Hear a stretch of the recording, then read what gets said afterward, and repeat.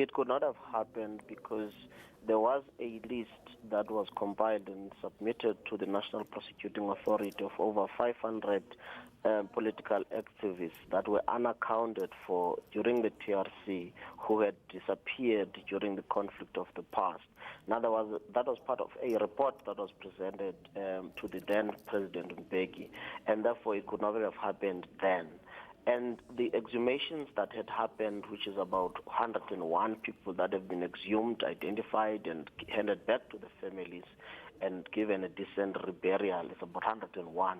That is part of the 500 people that had been exhumed by the missing persons task team, but that's but a handful of those people. Now, the 83 out of the 130 that's outstanding, those are the political activists belonging mainly to the Pan-African Communist Congress of Azania, that's POCO's armed wing called APLA and UDM, and Armed Resistance Movement. Now, these were buried in unmarked graves in cemeteries around Pretoria. But in respect of the 101, those were people that were scattered all over the country and even outside of South Africa. And it's quite a mammoth task that the MPTT, the Missing Persons Task Team, has in its hand, with the support of various provincial government and municipalities that assist in the process. Now, you mentioned the fact that this is going to be a mammoth task, as one can imagine. And I'm sure the Minister has been in consultation with the families about the process and what you anticipate will be the process for these exhumations to happen, and particularly those, as you say, that happened beyond our borders even. Of importance is the desire to close or finally close the chapter, because there are people that originally came from even my hometown called Willow Valley in the Eastern Cape. Some of the people were hanged around 1960, and therefore they were not given the bodies of those that were hanged, because the bodies belonged to the state and were buried by the state as paupers. Now they will finally find closure, and they are part of the process. Sometime in 2011, all the families were brought in from the Eastern Cape and other areas to come and see the gallows and view the sites and the cemeteries and the graves where their loved ones were buried.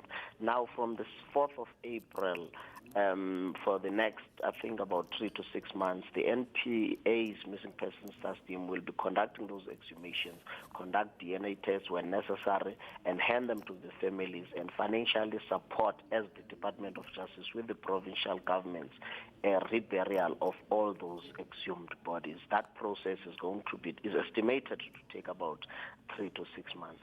Two questions, Advocate. You mentioned that the process will begin on the 4th of April. Is there a specific or special significance to this particular date? And also, how have the families reacted to this initiative?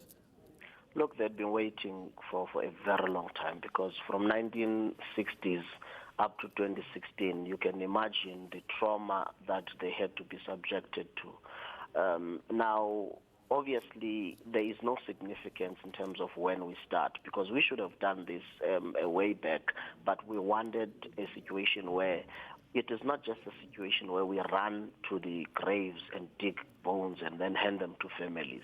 We take it through the processes of part of the heritage, because the gallows themselves are preserved there in our prison. We have not renovated that. We have not demolished them. They are there as a symbol. And later on, Minister is intimated that, look, it may be important for students and young ones, especially the born-frees, who cannot relate to the apartheid kind of regime, to actually say, come and see how those that fought for the freedom that we're enjoying today experienced the difficulties of the past. And therefore, this is part of ensuring that it's not just a piecemeal kind of approach that we adopt, but we are to say, let this be a story that we tell from years to come, even if when we're not longer here on earth.